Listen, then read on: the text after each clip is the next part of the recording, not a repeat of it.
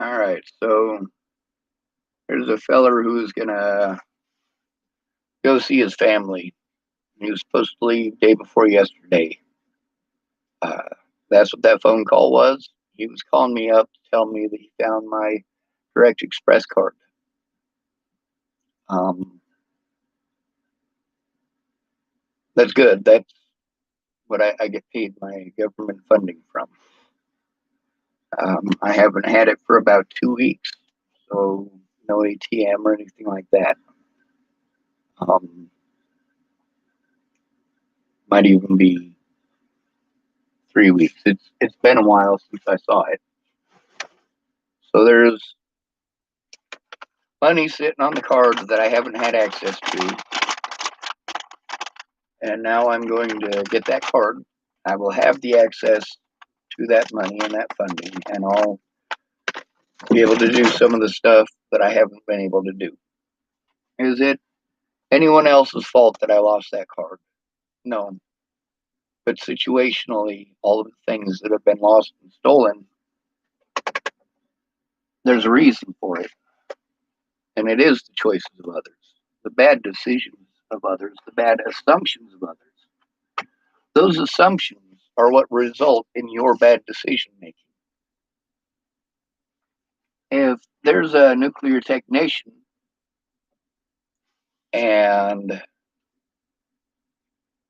there's a police officer and there's a nuclear power plant that's having some issues, it's not the police that I'm going to go to, it's the nuclear technician. If there's an issue in the homeless community, you don't go to the police, you take care of it in house. Who knows the homeless? The homeless do.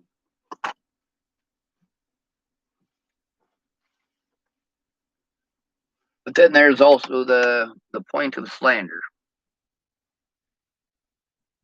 All these folks know, like you do, that there are people that they can victimize, scapegoat, take their stuff out on. Even among the homeless community, there's different classes and types. I mean, we got the travelers. That's mostly youngins, mostly good-looking youngins, who their idea of homelessness is this fucking fantasy that they got. This fantasy they got while they were living at mommy and daddy's. And when they go out and they want to travel and it's a big fucking party for them, they do a bunch of drugs and they make things bad for all the homeless people. But you know what? They get away with it because they're good looking. They get away with it because most of these people can call up their parents at a moment's notice and say, hey, man, I kind of got myself stranded in Phoenix, Arizona. It's hot as hell here. I want to go home. Sage, he was one of my friends for a lot of years. Matter of fact, I was supposed to visit him on that trip to Virginia in 2016, but it didn't happen. I just didn't have the money for it. I'd spent all the money that I had for going and visiting Amanda Daniels and visiting Ned Simmons, and visiting Sage. I'd spent it all on rescuing Jamie and the boy from James up in Rapid City, South Dakota. Now, instead of people finding out about me and understanding that autism is a spectrum, that your assumptions, because your cousin wears a football helmet and still needs his diapers changed at 26 years old, that all autistic people must be like that. It's also quite disgusting to me that you shove those assumptions onto your own family. Like Shannon Alvarado. Shannon Alvarado's daughter is her scapegoat for everything. You listen to those conversations where I'm explaining to Shannon Alvarado, it's not your daughter, Shannon, it's you. Your alcoholism. Your alcoholism is the reason that your daughter is that way. And yes, I have the same anxiety issues as your daughter. She just can't voice it. And that's why you choose her to victimize. I voice it, I'm just not heard. But yeah, like clockwork, every time I tried explaining to Shannon that her alcoholism and how she treated people when she was drunk was the issue. And every time, I'm trying to explain to her that's the volume issue I was explaining. She's like, "Oh well, my daughter, my daughter, my daughter." Well, if she hold on, Shannon, that's not the way that it is. And you continuing to do what it is that I have been fighting against my entire life, that's not going to make me trust you, Shannon. If you do something fucked up and the first thing you do is blame it on someone who literally cannot defend herself, how the fuck am I going to trust you? I am not allowed to defend myself because people want to pretend like I am your daughter. Meanwhile, what are they saying about people like your daughter? Well, that's the autism thing. You go, oh, well, they're prone to outbursts. They're prone to violence. They're prone to this and they're prone to that. No, the fuck, we're not. We're prone to PTSD from abuse because your society does not want us. When you talk about it in a generalized situation. You cannot fix anything with a generalization. You got to get down into the nitty gritty and you got to put in some fucking work. Starmasia type, there's people who care about knowing themselves, even their own children.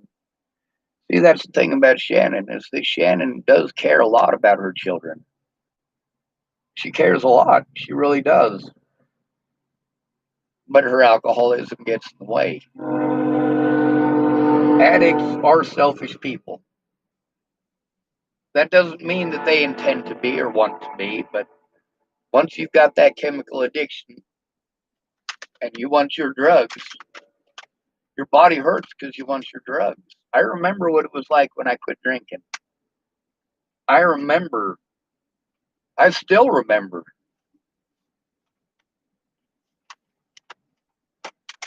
I remember how difficult it was to stop.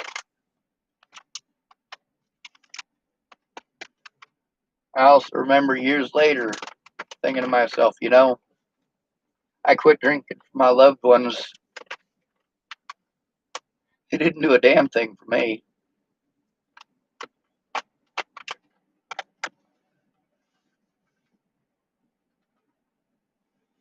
But between Shannon Alvarado and Rick McCormick and their constant fucking screaming at night, like I can't do anything during the day because Shannon is afraid that somebody might hear her yelling at her daughter and then she'll get her daughter taken away. So although Shannon was gonna help me, when it came right down to it and I was there, she couldn't keep a word. A lot of you guys do that. You make empty promises, not thinking that the scenario will ever actually show up. I mean, Shannon kept on telling me to go to California, but when I was actually there, the treatment that I got was more of the, well, I didn't expect you to actually show up.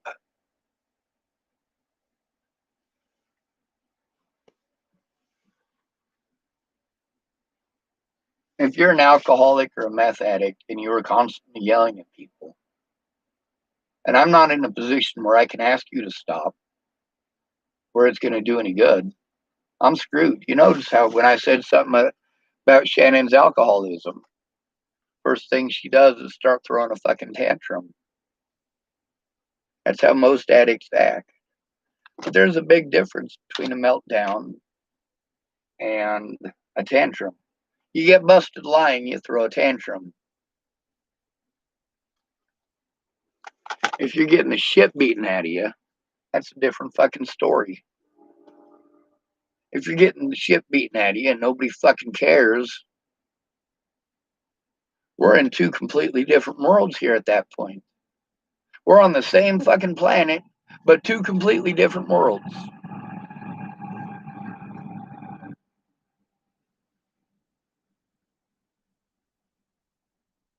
Shannon, her housing situation is secured.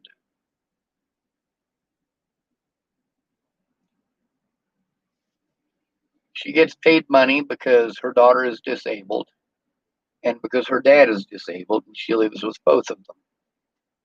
She's supposed to be their caretaker. Now, as far as her daughter goes, her daughter doesn't really need a whole lot of caretaking. She does need changed because she does still crap her pants and things like that, and she does need to have an eye kept on her. But she also keeps herself entertained. The stuff that bugs her is pretty fucking obvious to anybody when you're in a situation and you notice that somebody is okay, they're okay and everything's fine and they're reacting to the stimuli just fine. And then when somebody is screaming, then that person starts having a meltdown. Well, maybe that screaming's got something to do with that meltdown. See, I got the same problem with Shannon Alvarado's daughter. I'm not heard. I can speak, and I'm still not heard. So what chances does her daughter have? By preventing someone from speaking or choosing someone that you can use public opinion and bias against so people won't want to. Well, it's pretty screwed up. Starmasia type. My dad gave up meth to be with us. I don't know how he did it, but he did it. Holy shit, your dad is a badass. That is not a joke. I tried meth. Big difference between me and alcohol and me and meth is that I drank and drank and drank and drank and drank and drank and drank.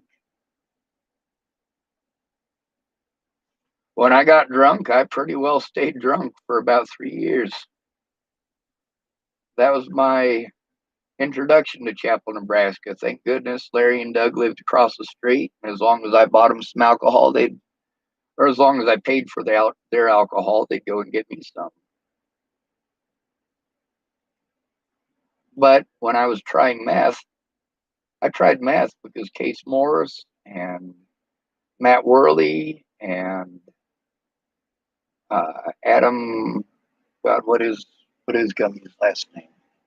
We always called him Gumby. So,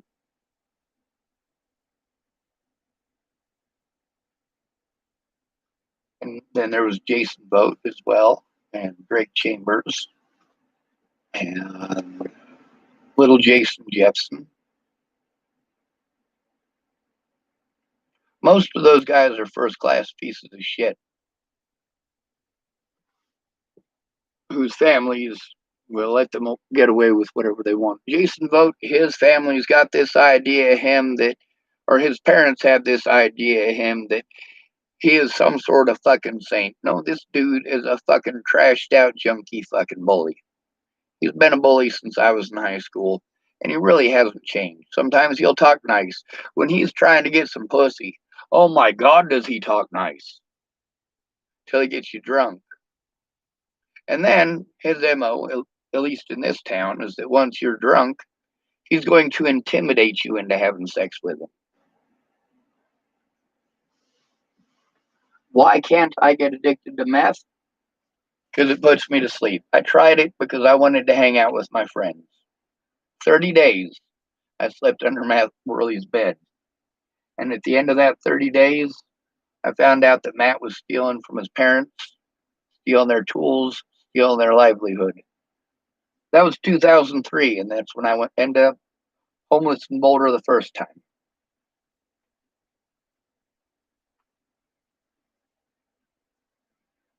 Shannon Alvarado, I'd like to say she's not a bad person. Most of these people, they're not bad people. But then again, you look at what they did, and it's hard not to think of them as bad people.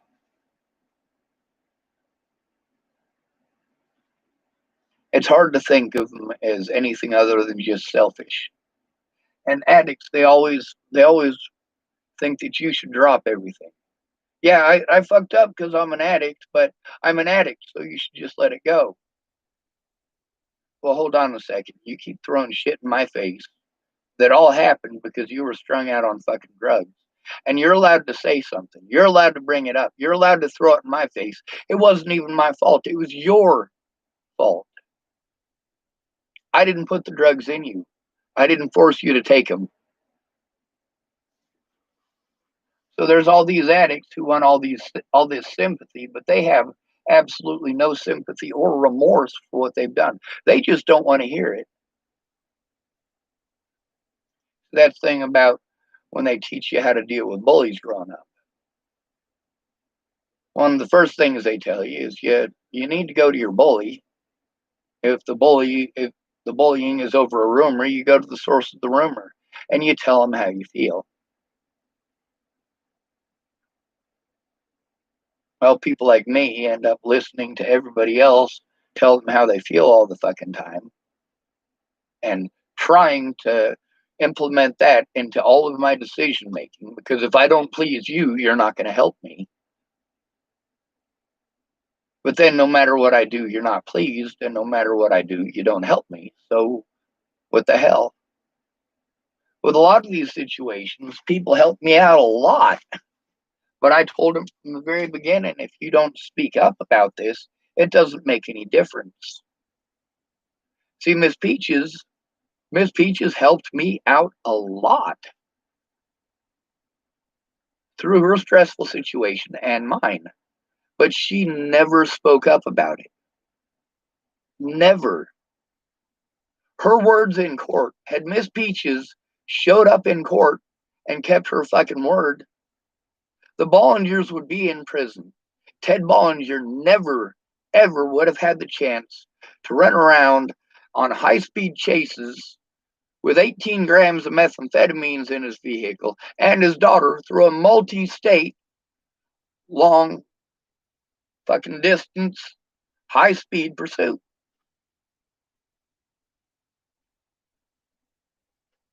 If someone like Miss Peaches, just one of these people who I had been trying to get help for over a year before Natalie died, if they had actually listened instead of blowing me off and making pot more important every fucking time and video games more important every fucking time.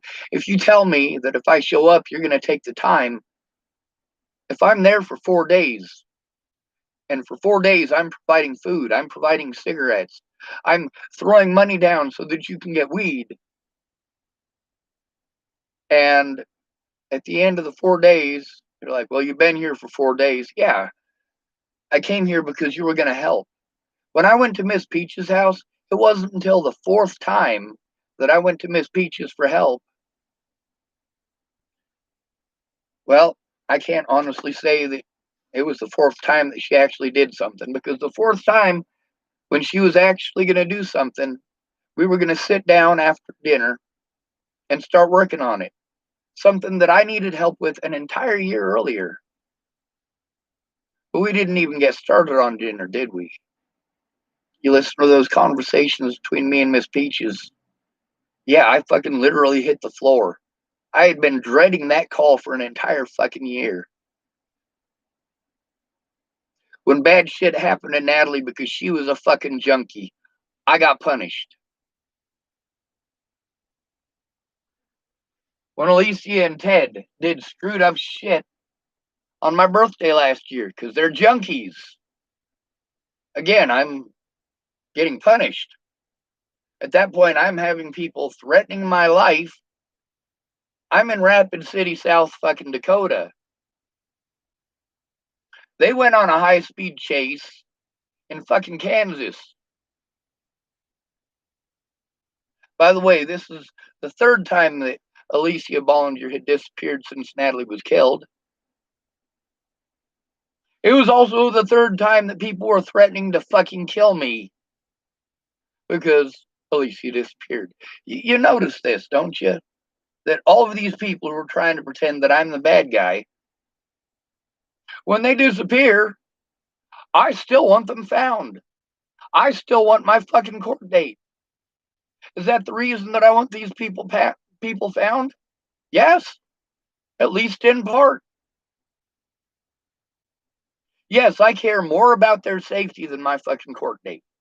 That's pretty obvious to anybody. Yes, I care more about Alicia than a fucking court date. But at the same time, in this situation, Alicia is the predator.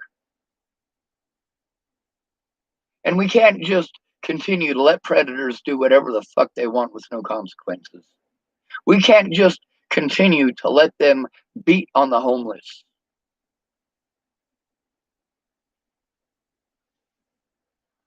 Those of you who are on drugs, you destroyed a lot of innocent lives.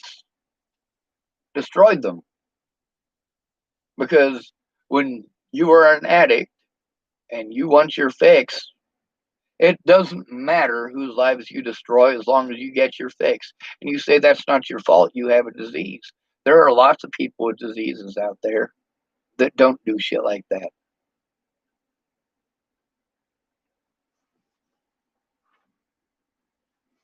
So you're not interested in recovery if you're not willing to listen to the things that you've done to your victims or how it affected them. You expect them to be on your side. You expect them to do all sorts of things that you won't do for them. That doesn't make them the bad guy. Starmagia type. Sorry, I just remembered he switched from meth to alcohol, and then immigration got him. They let him out, and then he started a sober life. Well, that's kind of what I was looking for with Natalie.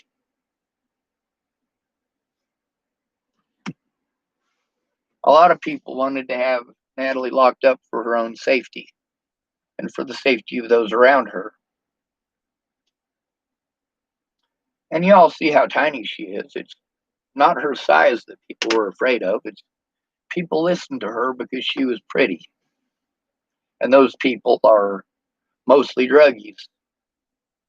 Why? Because she was on drugs. You hang out with people who are similar minded or in similar situations. That's why you got so many disabled people hanging out with druggies. There's a lot of us who don't do those drugs. There's many of us who never tried them. I've tried a few of them. I ain't gonna pretend I didn't. That's fucking horseshit.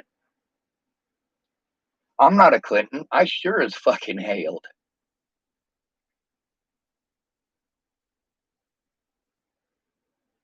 I'm not gonna try making excuses like a politician. If something happened, it happened. If I was wrong about it, I was wrong about it. If I'm wrong about something, I'm not just gonna continue pretending that I'm right when I know I'm wrong. I'm not just going to continue blaming somebody for stealing my shit when I fucking lost it, especially after I find it. Now, that card, my cash card, I could have easily tried blaming that on Sandy Fromm. Would Sandy Fromm have a motive for doing that, for stealing my stuff? Yeah, she's got all sorts of stuff. She's got all sorts of motivations. She's an alcoholic. She holds grudges. She is a literal fucking stalker. I mean, yeah, I wouldn't put it past her to do something like that. But did I get on here for the last 3 weeks and go, Sandy Fromm stole my stuff, Sandy Fromm stole my stuff, Sandy Fromm stole my card, Sandy Fromm, Sandy Fromm, Sandy Fromm?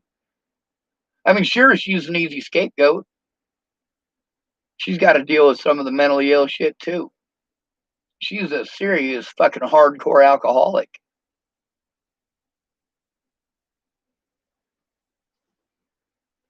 But did I get on here for 3 weeks straight and talk about how terrible Sandy Fromm is for stealing my stuff? Nope.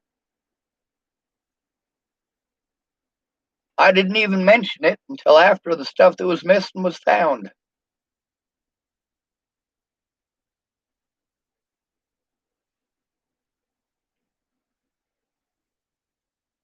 I was hoping that that card would get found. I was hoping it was somewhere in here and I had lost it here. Or maybe I had left it at the gas station and they let me know when I walked in there because it's got my name printed right on it. It's not like it's just some, random. It says Sean Schwartz right on it. Now, although I thought that there was a possibility that it might have been Sandy, I'm not bringing this up now to blame it on Sandy. I'm bringing it up to show the situation and to show the example. I could have easily done what it is that Sandy Fromm did. The thing that we teach girls to do, which is run around town talking shit. And then when you tell the truth, they bitch that you're talking shit. We teach girls to do this. We teach boys to do it too, but not on the same level. We teach girls that it's okay for a girl to hit a boy, but it's not okay for a boy to hit him back. Now, a lot of that is because we like to pretend that men are physically stronger than women. That depends.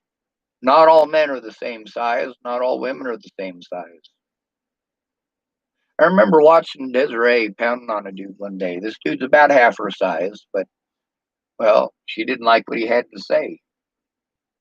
So while she's beating the shit out of him, he tried swinging back at her.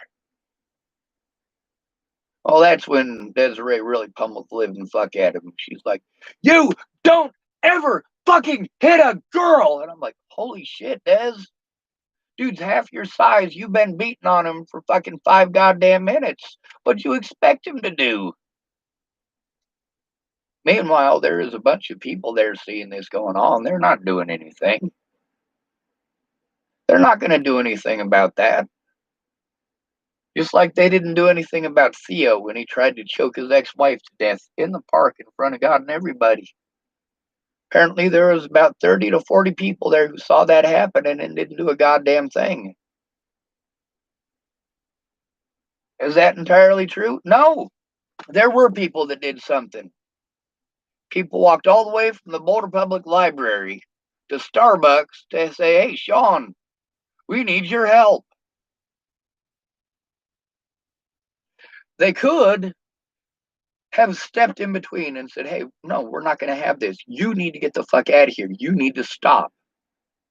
Instead, they all looked fucking stupid and dumbfounded while Theo is literally at the Boulder Public Library, on Boulder Public Library property, surrounded by human beings, both male and female, of different sizes, different shapes, different colors, different ages.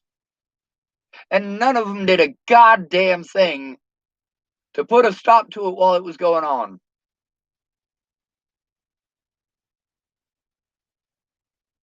There was probably a few people that were far enough distance away to see it going on that whispered to each other, "Man, that's fucked up.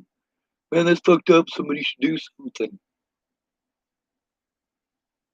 Who is it that's actually going to fucking do something? You got Biggin, who's gone by this point. You got Rabbit, who is completely fucking strung out by this point. You got Mobley, who's having some sort of fucking psychosis going on. I mean, I'm really not the dude that you want to go to, but I'm the dude that you're going to.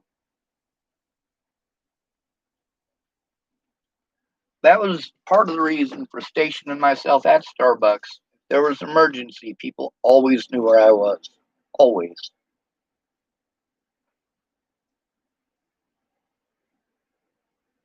I don't go blaming people for shit that they didn't do.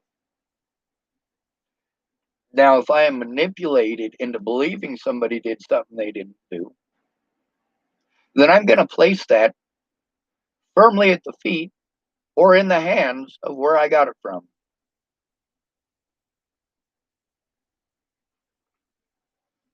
Also, if James Payton is telling me he pushed you into a bookshelf and you're telling your son that he pushed you down the stairs,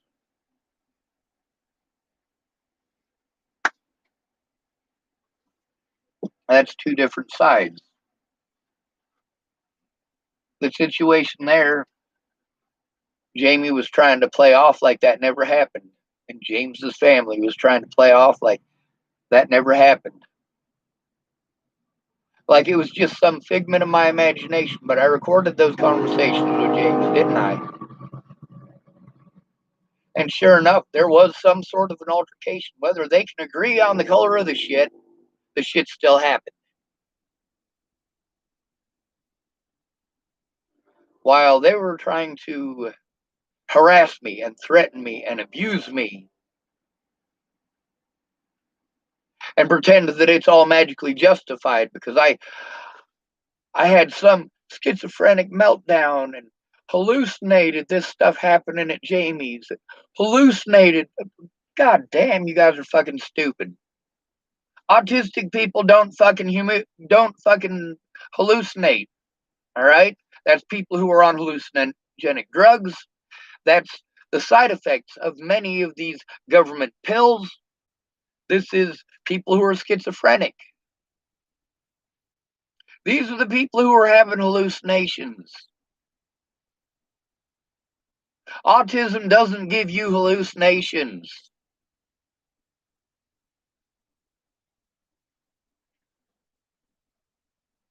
Holy hell.